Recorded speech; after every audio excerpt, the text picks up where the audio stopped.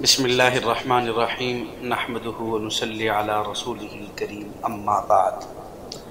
احباب گرامی، ہمارا یہ میراث کا آج 5واں سبق ہے، اور اس میراث کے آج 5ویں سبق میں ہم ذوی الفروض کو پڑھیں گے کہ ذوی الفروض کی کل تعداد 12 ہے، ان میں سے 4 مرد اور 8 عورتیں ہیں۔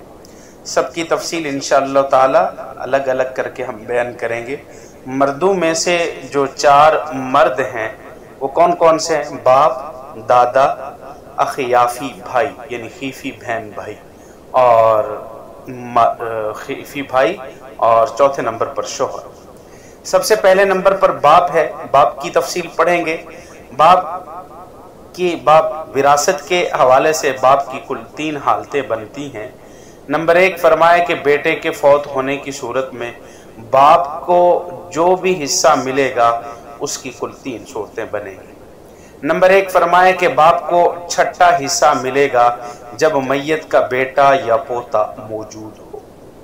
باپ کو چھٹا حصہ یعنی 1/6 حصہ، چھٹے حصے کا مطلب کیا ہے؟ 1/6 حصہ، چھٹا حصہ جسے عربی میں سدس کہتے ہیں، سدس ملے گا، چھٹا حصہ ملے گا۔ کس صورت میں ملے گا؟ جب میت کا بیٹا یا پوتا موجود ہو۔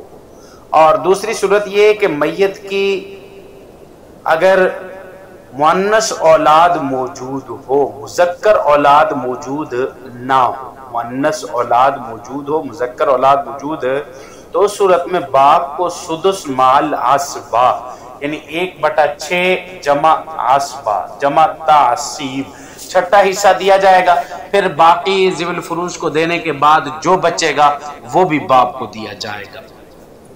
اور تیسری صورت یہ کہ جب میت کی کسی قسم کی کوئی اولاد نہ ہو تو باپ کو محض عصبہ ملے گا، یعنی باقی ذوی الفروض کو دینے کے بعد جو بچے گا وہ عصبہ ملے گا۔ اب ذرا اس عصبے کی بھی تفصیل کو ذرا سمجھیے، اس کا مطلب کیا ہے؟ عصبہ، اس کا مطلب یہ ہے کہ باپ کے علاوہ اگر کوئی اور ذوی الفروض میں سے موجود ہے تو اس کو اس کا حصہ مل گیا، مگر ابھی کچھ مال باقی رہتا ہے تو یہ باقی سارا مال باپ کو دینا یہ تعصیب کہلاتا ہے۔ مثلا آپ اس میں جو دوسری صورت ہے کہ جس میں ہے جب میت کی مؤنث اولاد ہو تو باپ کو سدس مال عصبہ یعنی چھٹا حصہ اور ساتھ عصبہ بھی ملے گا۔ تو سب سے پہلے کل میراث میں سے باپ کو چھٹا حصہ دیا جائے گا، یعنی بقایا جو 5 حصے رہ گئے ہیں، 5/6 حصے، تو ان میں سے میت کی زنانہ اولاد مثلا بیٹی ہے، پوتی وغیرہ ہے تو وہ اپنا حصہ لیں گی۔ پھر ان کا حصہ جو مقررہ ہے وہ دینے کے بعد جو بقایا مال بچے گا تو وہ سارا کا سارا مال پھر دوبارہ کس کو مل جائے گا؟ باپ کو ملے گا۔ اور جو تیسری صورت کہا کہ جب میت کی کوئی اولاد موجود نہ ہو تو اس صورت میں محض عصبہ ملتا ہے، اس کا کیا مطلب ہے؟ ذرا اس کو بھی سمجھیے۔ دیکھیں اس کا مطلب یہ ہے کہ باپ پہلے چھٹا حصہ نہیں لے گا، پچھلی صورت میں تھا پہلے چھٹا حصہ دیں گے، اب یہاں ہے کہ پہلے چھٹا حصہ نہیں دیں گے، بلکہ سب سے پہلے ذوی الفروض اگر ہیں تو وہ لیں گی، اور مثلا زوجہ، ماں وغیرہ، پھر جو بقایا سارا مال ہے وہ باپ لے جائے گا۔ اور اسی طریقے سے فرمایا یہ بقایا سارا مال باپ کے پاس جائے گا۔ تو مثلا بیٹی پوتی وغیرہ اپنا حصہ لے لیں گی اور باقی سارا مال باپ کو ملے گا۔ اب فرمایا کہ یہ تعصیب محض ہے، تو یہ دونوں صورتوں میں یہ تعصیب محض کہلائے گا دونوں صورتوں میں۔ اب یہ تو باپ کی 3 صورتیں بیان کی ہیں ہم نے، اور دوسرے نمبر پر ذوی الفروض میں سے دادا، جسے عربی میں جد صحیح بھی کہتے ہیں، دادا جسے عربی میں جد صحیح بھی کہتے ہیں۔ دیکھیے جو باپ کے احوال ہیں وہی کہ وہی دادا کے احوال ہیں، یعنی جو 3 حالتیں ہم نے باپ کی بیان کی، اگر باپ نہیں ہے دادا ہے تو یہی 3 حالتیں دادا کی ہوں گی۔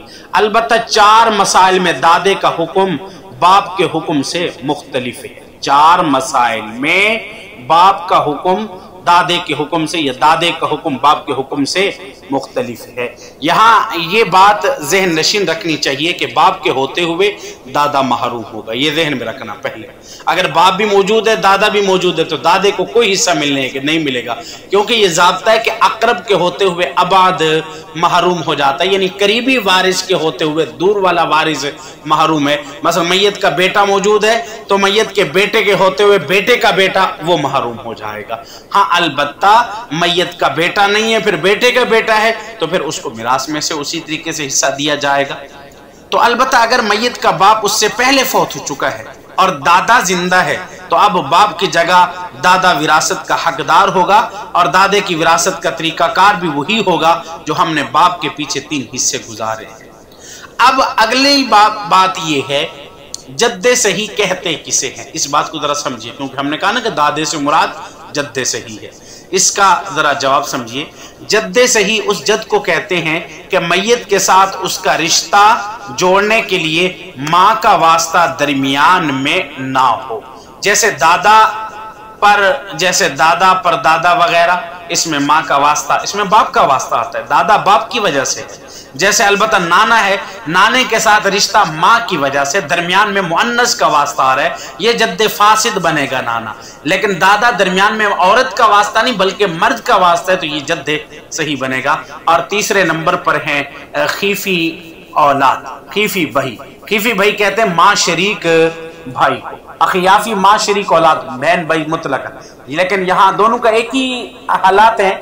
तो खीफी अखियाफ है, खीफी बहन भाई, तो इससे मुराद जो खीफी बहन भाई हैं यानी जिनकी माँ एक हो और बाप दोनों का अलग अलग हो, इनकी भी कितनी हालतें हैं? 3 हालतें, इनकी भी 3 हालतें।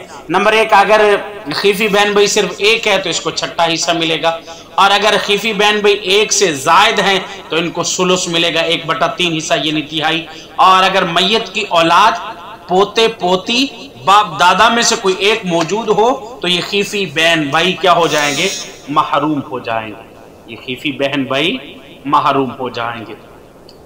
अब उसके बाद ज़ौज है, उसके बाद ज़ौज है और शौहर जिसे कहते हैं। शौहर की 2 हालतें हैं, यानी अगर बीवी मर जाए और उसकी कोई औलाद उसी शौहर से या किसी और शौहर से मौजूद ना हो तो उस सूरत में इस शौहर को आधी मीरास मिलेगी, यानी पूरी जायदाद का आधा हिस्सा। और दूसरा ये कि अगर मैयत यानी जो बीवी फौत हुई है उसकी कोई औलाद है, चाहे इसी शौहर से हो या साबका किसी दूसरे शौहर से हो, तो इस सूरत में इस शौहर को 1/4 हिस्सा मिलेगा, यानी 1/4 हिस्सा मिलेगा।